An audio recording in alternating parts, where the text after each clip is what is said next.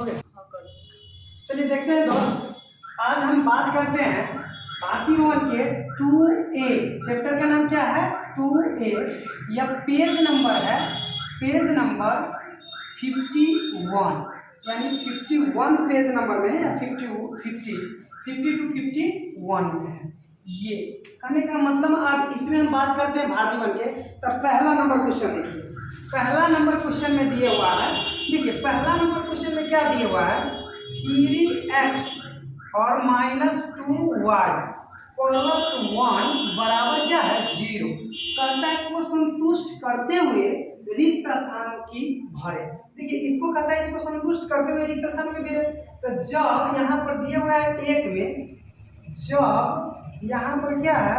x बराबर 1 है, x बराबर क्या है? 1 है, तो y बराबर क्या होगा? ध्यान दीजिए, जब x बराबर 1 है तो y बराबर क्या होगा? तो ये समीकरण में x बराबर रखेंगे। तो देखिए 3 × 1 - 2y + 1 बराबर 0। तो 3 × 1 तो 3 -2y + 1 बराबर 0।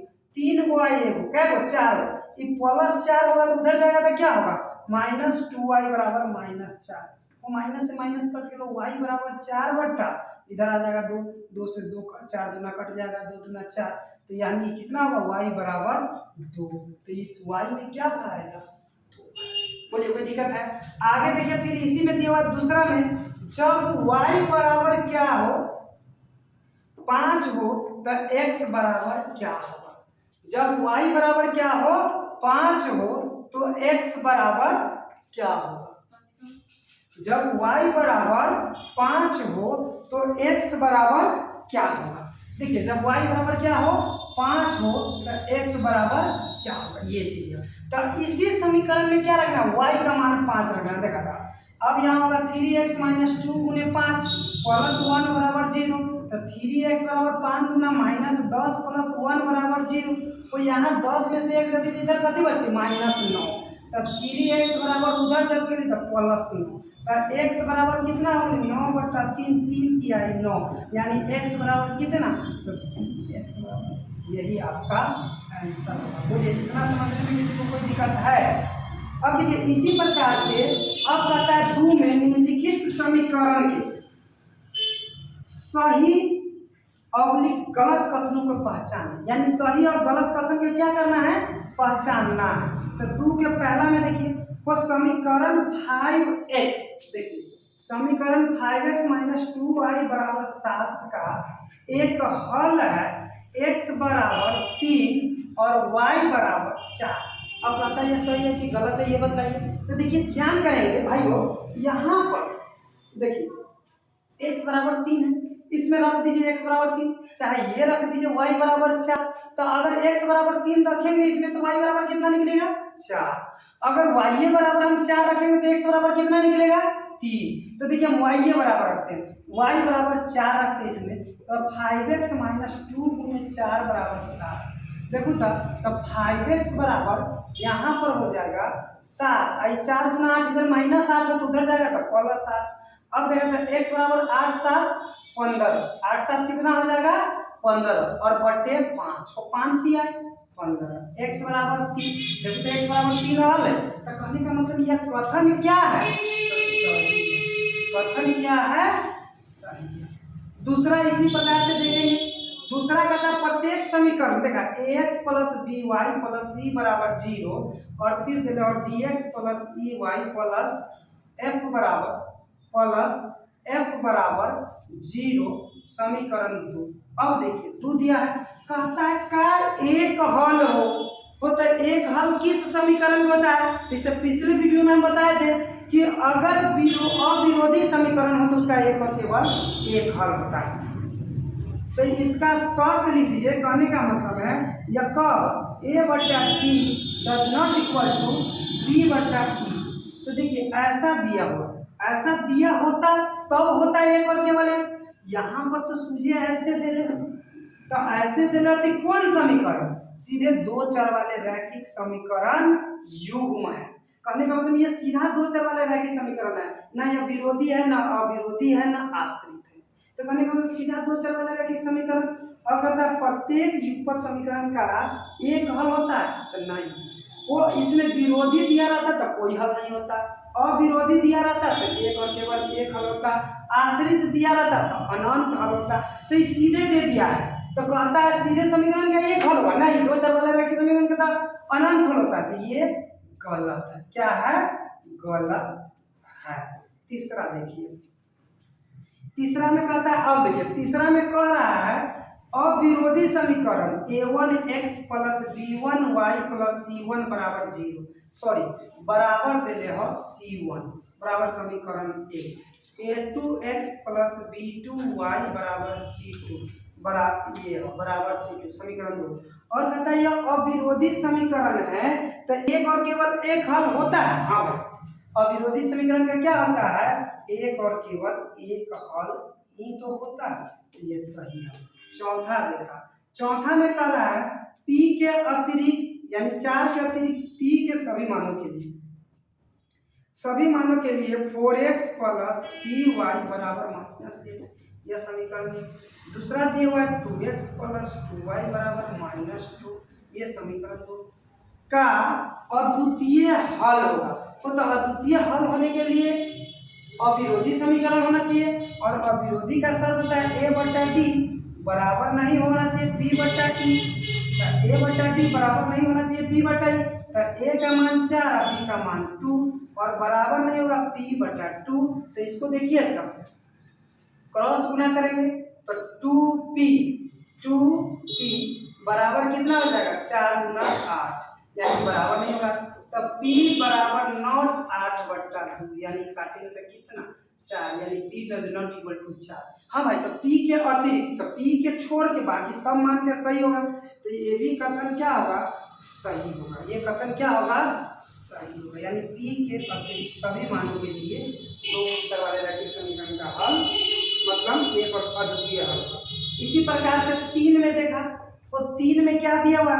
समीकरण 3x देखा, 3x प्लस ay बराबर 1। अब यहाँ पर दे रहे हो ये पहला इक्वेशन है, दूसरा दिया हुआ है bx माइनस 2y बराबर 3, यह समीकरण 1, यह समीकरण 2। अब कहता है इसमें क्या? x बराबर a और y बराबर 2, तो ए बी का मान बताइए कि ए बी का मान क्या होगा। तो देखा पहला समीकरण में कोई x बराबर 3 गुने a प्लस a गुने 2 बराबर 1, तो 2a बराबर 1, इधर 3 गुने 1 तो 3 हो जाएगा, तो इधर आ जाएगा -3, तो a बराबर -2 इधर आ जाएगा बटा 2, यानी a बराबर -1। a बराबर क्या आ गया? -1। इसी प्रकार से x और y दोनों का मान इसमें रखेंगे, तो b गुने 1 माइनस 2 गुने 2 बराबर 3। अब देखा तो b बराबर 3 और इधर -4 हो तो उधर जाएगा तो +4, तो b बराबर 7। यही आपका a बराबर -1 और b बराबर 7। चलिए आगे देखते हैं। अब कहता है 4 में कहता है x प्लस y बराबर 6 समीकरण है दिया हुआ। यह समीकरण से ऐसे लिखते हैं, कहता है कितने हल होंगे? तो सीधे कै चर वाले हैं? 2 चर वाले रैखिक समीकरण। और हम बताए थे कि 2 चर वाले रैखिक समीकरण जब विरोधी के चर्चा ना हो, ना विरोधी का हो, ना आश्रित का हो, तो 2 चर वाले रैखिक समीकरण का अनंत हल होते हैं। क्या हल होते हैं? अनंत हल। तो 2 चर वाले रैखिक समीकरण में कितने हल होंगे? अनंत हल होंगे। आगे देखिए पांचवा, तो पांचवा में कह रहा है देखिए रिक्त स्थानों की पूर्ति कीजिए। कहता है वह समीकरण जिसका एक और केवल एक हल होगा, तो वह कौन समीकरण हो? वो तो एक और केवल एक अविरोधी समीकरण के होता है, या इसी का दूसरा नाम है संगत समीकरण। अविरोधी समीकरण का दूसरा नाम क्या है? संगत समीकरण। अब देखिए 5 के दूसरा में, ये 5 के पहला था, 5 के दूसरा देखिए। 5 के दूसरा में कहता है वह समीकरण जिसका कोई हल ना हो, वो तो वह समीकरण जिसका कोई हल ना हो तो वह होता है विरोधी समीकरण। विरोधी समीकरण का दूसरा नाम है असंगत समीकरण। क्या होता है? असंगत समीकरण। अब देखिए छठा, इधर से भाई हो आप लिखेंगे जल्दी से, इसको मिटाते हैं, तो पोज करके वीडियो को लिखिए, फिर आगे हम बताते हैं। देखिए यहाँ पर अब क्या होता है,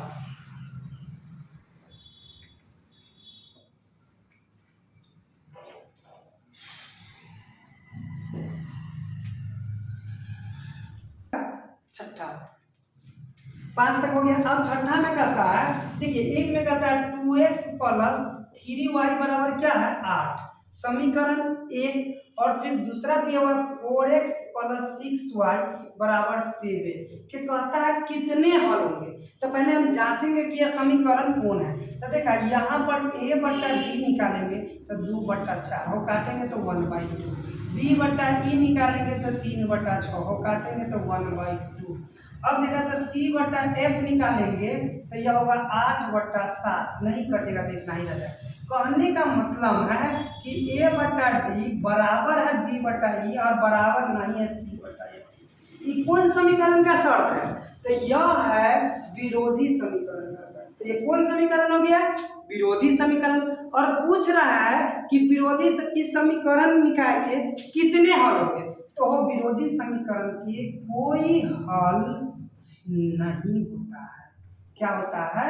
विरोधी समीकरण के कोई हल नहीं होता है। यह 6 के पहला था। 6 के दूसरा देखिए, x प्लस 2y माइनस 8 बराबर 0 समीकरण 1। अब देखा था 2x प्लस 4y बराबर 16। अब यह समीकरण 2 कहता है कितने हल होंगे। ध्यान दीजिए, तो यहाँ पर क्या हो जाएगा, कितने हल कह रहा है। तो देखिए यहाँ पर a बट्टा डी तो यानी 1/2 और b बट्टा ई तो b बट्टा ई निकालेंगे तो 2/4, इसको भी काटेंगे तो 1/2 और c बट्टा f तो वो c बट्टा -8 देखिए इधर -8 है तो इधर आएगा कि -16 बराबर 0 ऐसे लिख दो। तो यह हो जाएगा -16, माइनस से माइनस कट गया, r दूना 16, ये भी हो जाएगा -1/2। तो देखिए a बट्टा डी क्या हो गया, a बट्टा डी बराबर b बट्टा ई बराबर c बट्टा f। तो यह आश्रित समीकरण क्या है और आश्रित समीकरण यह हो गया। तो आश्रित समीकरण में क्या होता है, अनंत हल होते हैं। क्या होता है, अनंत हल होते हैं। आश्रित समीकरण में कितने हल होते हैं, अनंत हल होते हैं। इसी का तीसरा देखेंगे, छठा का तीसरा में कह रहा है निकाय 2x, समीकरण निकाय 2x प्लस 3y बराबर 7 और समीकरण 1 6x प्लस 5y बराबर 11 के कह रहा है समीकरण 2 कि कितने हल होंगे। बस वही जांचना है। कोई a बट्टे डी बराबर 2/6 काटेंगे तो 1/3 और b बट्टा ई बराबर 3/5। यहाँ पर देखा a बट्टा डी बराबर नहीं है b बट्टा ई। जब ये न बराबर है तो यह होगा कौन समीकरण, यह होगा आपका अविरोधी समीकरण। और अविरोधी समीकरण का एक और केवल एक हल होता है। क्या होता है, एक और केवल एक हल होता है। अब देखिए एक हल होता है। सातवां, अब यहाँ पर 7वां नंबर सवाल में क्या कहता है, यदि युग्म समीकरण, देखिए यहाँ पर ऐसे दिया a1x plus b1y plus c1 बराबर 0, यह समीकरण 1 है। a2x plus b2y plus c2 बराबर 0 है। और यहाँ पर ये समीकरण 2 है और ये के आगे के लिए a1 बट्टा a2 बराबर नहीं है b1 बट्टा b2। तो जब ये a1 बट्टा a2 बराबर नहीं हो b1 बट्टा b2, कहने का मतलब x के गुणांक के अनुपात बराबर न हो y के गुणांक के अनुपात, तो कौन समीकरण, अविरोधी समीकरण।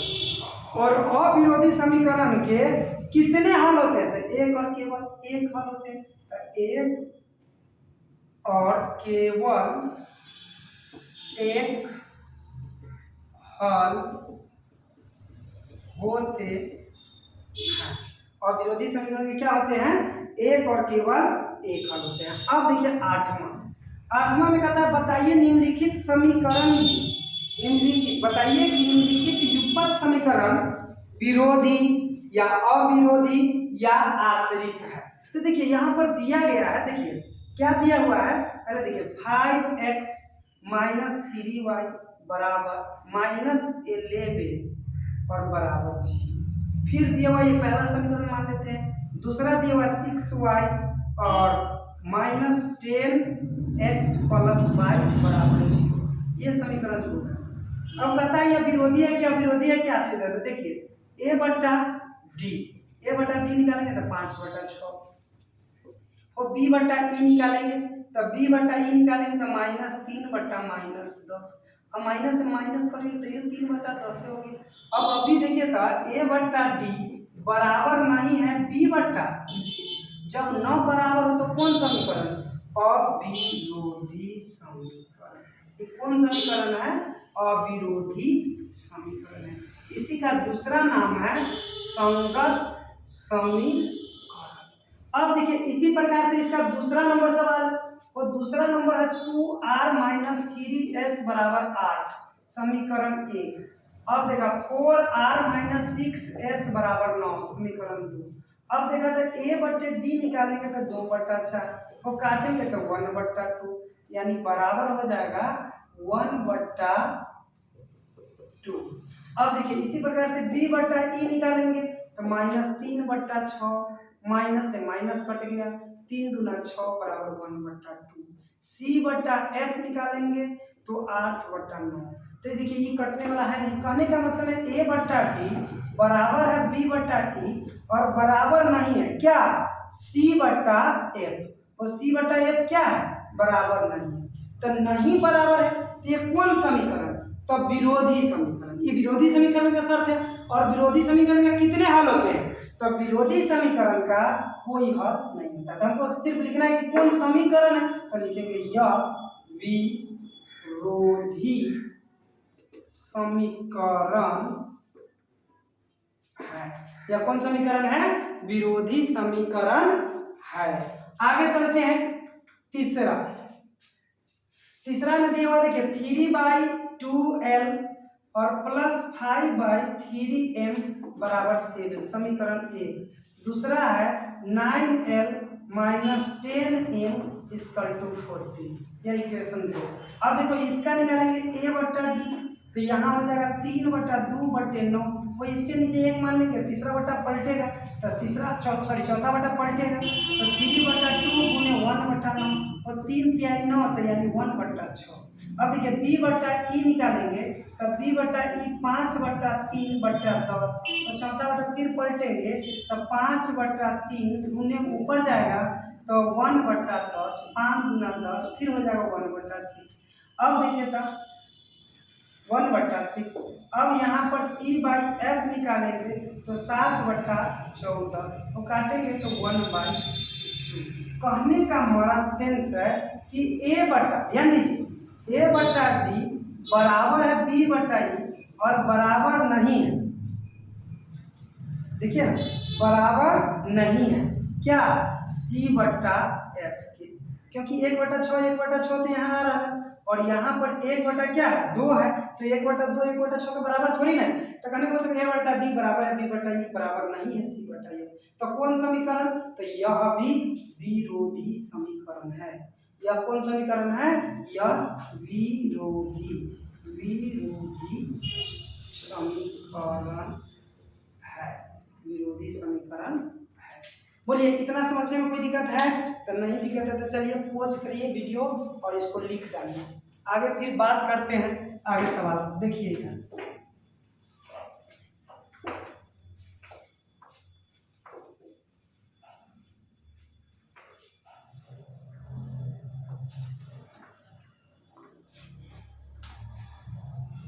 अब आगे चलते हैं 9th नंबर क्वेश्चन। देखिए 9 नंबर क्वेश्चन में क्या कहता है, x + 2y = 8 और दूसरा ये समीकरण 1 है, दूसरा है 4y - 3x = 11, यह समीकरण 2 है। को हल करने में किसी विद्यार्थी का हल x = 6 और y = 1 आता है। अब देखिए ये समीकरण दिया हुआ है और इसका कोई विद्यार्थी क्या करता है, हल करता है, तो x = 6 और y = 1 आता है। कहता है क्या उसका उत्तर सही है, सकार लिखिए। तो देखिए क्या उसका उत्तर सही है, तो कहने का मतलब इस दोनों का हम हल करेंगे, दोनों का क्या करेंगे, हल करेंगे। और हल करने के बाद क्या होगा कि अगर x बराबर हमको 6 आ जाए और y बराबर 1 आ जाए तो उसका उत्तर सही है। अगर नहीं आएगा तो उसका उत्तर क्या है, गलत है। तो देखिए हम यहीं से निकाल लेते हैं, पहले प्रतिस्थापन विधि से बनाते हैं। तो x बराबर हम यहाँ पर 8 माइनस 2y ले लिए, समीकरण 3। x का मान जो x से निकाले तो x का मान समीकरण 2 में रखें। तो x का मान समीकरण 2 में रखने पर, तो 2 में रखेंगे तो देखिएगा 4y minus 3 into 8 minus 2y बराबर 11। अब देखिए तो 4y माइनस 8 3 24 और माइनस 3 दूना 6y बराबर 11। इधर ध्यान दीजिए, अब यहाँ 6y सॉरी ये माइनस माइनस क्या हो जाएगा, प्लस। अब देखिए 6y और प्लस 4y, 6 4 कितना हो जाएगा, 10y और बराबर यहाँ हो जाएगा 11। और इधर देखिए तो प्लस माइनस 24 है, तो उधर जाएगा तो क्या होगा, प्लस 24। तो y बराबर इसको जोड़ेंगे तो 35 और इसको बटा आएगा 10। देखा 5 दूना 10, 7 पचे 35, यानी y बराबर 7/2। तो देखो तो y बराबर तो यहाँ 1 आया, यहाँ पर y बराबर मेरा आया क्या, 7/2। तो उस लड़का द्वारा जो हल किया गया है क्या है, सही है कि गलत, तो गलत है। तो लिखे कि विद्यार्थियों द्वारा हल किया हुआ उस आंसर गलत है। ये चीज 9th का ये पहला था। 9th का दूसरा नंबर क्वेश्चन देखिए, कहता है फिर एक विद्यार्थी ने परीक्षा में, अब देखिए तो x प्लस वाई बराबर 3, यह समीकरण 1 है, और 2x माइनस 3y बराबर 1 है, वो हल करता है और x बराबर 2 और y बराबर 1। वैसे ही क्वेश्चन x बराबर 2 और y बराबर क्या निकालता है, 1 निकालता है। तो कहता है क्या उसका उत्तर सही है, इसका कारण। तो देखिए हम यहाँ से मान निकालते हैं, समीकरण 1 से निकालेंगे x बराबर तो 3 माइनस y, ये समीकरण 3।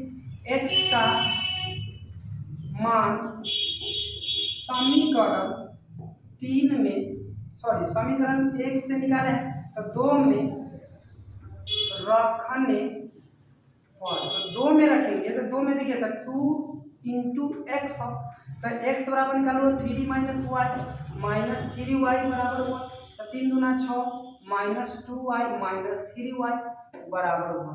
अब देखा तो 3 को 2 को कितना हो गया, माइनस 5y बराबर 1, इधर प्लस y इधर माइनस 6, तो y बराबर इधर घटाएंगे तो माइनस 5 बटे माइनस 5, तो माइनस से माइनस 5 से 5, यानी y बराबर कितना, 1। देखो y बराबर 1 आ गया।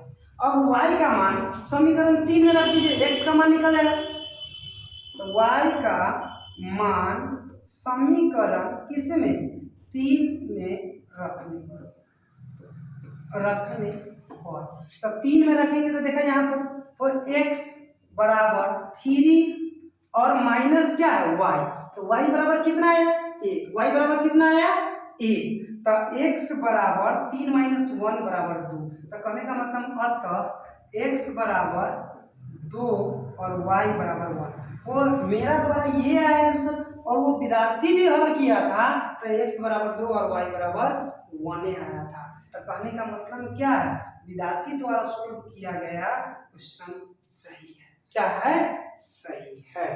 अब देखिए यहाँ पर, अब यहाँ पर 10 में क्या कहता है, 2 चर वाले समीकरण में इतना को संतुष्ट करने वाले मानों के भुज या कोटि का सकलन कर दीजिए। देखिए अब यहाँ पर क्या है, 3x माइनस 2y बराबर 9।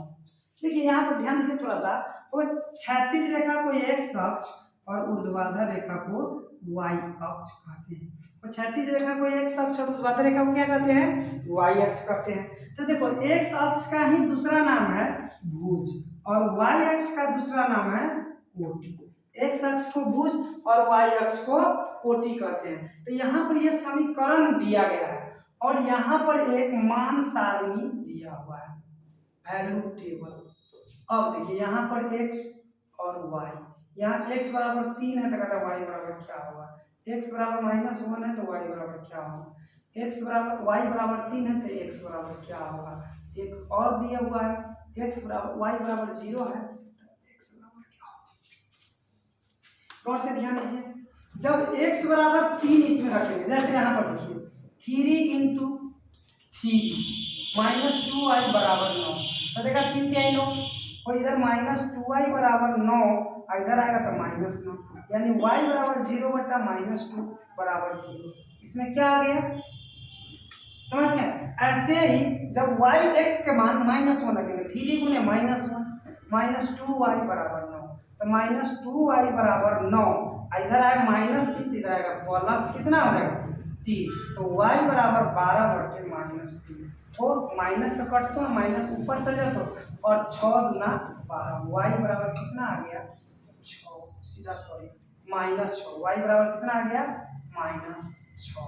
इसी प्रकार से जब y का मान रखेंगे तब 3x - 2 गुने 3 और बराबर 9, तो देखा 3x बराबर 9 -6 है तो उधर चलेगा प्लस 6, तो x बराबर 15, 9 6 15 और बटा 3 5 15, x बराबर 5, x बराबर 5। इसी प्रकार से जब y बराबर 0 रखो तो ये टर्म हो जाती है 0, अब यहाँ पर 3x बराबर 9, तो x बराबर 0 आएगा। तो कहने का मतलब है कि ऐसे रख के आपको क्या करना है, जांचना है वैल्यू टेबल को। आगे बात करते हैं 10 के दूसरा, ऐसे ही दिया हुआ है।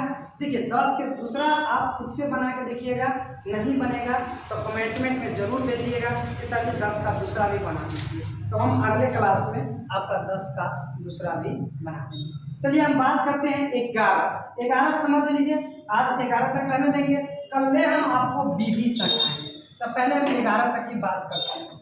11 नंबर क्वेश्चन देखिए,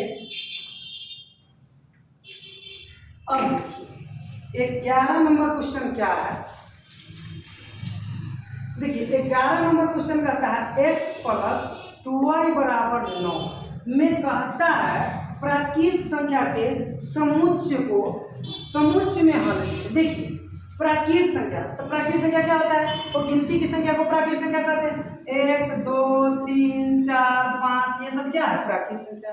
प्राकृत संख्या गिनती की संख्या कहते हैं। तो अब देखा इसका कहता है समुच्चय लिखिए। अगर मान लीजिए हम x बराबर 1 रखें, चाहे y x बराबर 1 तो इसमें y बराबर निकालिए, तो x बराबर 1 + 2y बराबर ये 9, तो 2y बराबर देखा था 9 - 1, तो y बराबर 8/2, काटेंगे तो कितना हो जाएगा 4, यानी जब x बराबर 1 तो y बराबर 4। इसी प्रकार से ध्यान दीजिए जब x बराबर 2 रखेंगे, यहाँ पर रखिए, तो 2 + 2y बराबर 9, तो देखो 2y बराबर 9 - 2, तो y बराबर 7/2। और ये प्राकृत संख्या के रूप में है नहीं, तो ये आप मान नहीं रख सकते। फिर 3 रख के देखेंगे, तो 3 + 2y बराबर 9, तो 2y बराबर 9 - 3, तो y बराबर 6/2, काटेंगे तो y बराबर 3। कहने का मतलब है जब x बराबर कितना रखे 3 रखे तो y बराबर 3।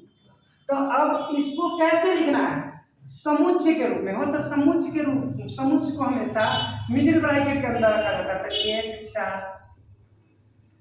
3 3, ऐसे ही आगे और सारा चीज होगा जो होगा कम से कम ये चीज। तो इसका आंसर देख लीजिए, ऐसे ही दिया होगा, किसका है यह है द 11 का पहला। देखिए 1 4 3 3, अभी 5 पर भी आएगा 7 पर भी आएगा, तो आगे जो भी आएगा उसको लिख के समझ, ऐसे ही बनाना है। आगे फिर इसी प्रकार से 10 का दूसरा है, 11 का दूसरा है, समीकरण निकालेगा वैसे ही है, प्राकृत संख्याओं के समुच्चय के रूप में लिखें, तो वहां पर इक्वेशन दिया हुआ 3x + y बराबर 11 है, इसको बनाना है। तो ऐसे ही भाइयों इसको बना के आपको देखना है, समझ गए। ये क्यों नहीं हुआ है, क्योंकि y का मान 7/2 आ गया है, और 7/2 प्राकृत संख्या नहीं होता है, इसीलिए वह नहीं हुआ है। चलिए अब नेक्स्ट वीडियो में हम पढ़ेंगे, नेक्स्ट वीडियो में आपको हल करे क्वेश्चन नंबर 12 से पढ़ेंगे। क्वेश्चन नंबर कहाँ से पढ़ेंगे, 12 से पढ़ेंगे। चलिए दोस्तों लास्ट है, जय हिंद जय भारत।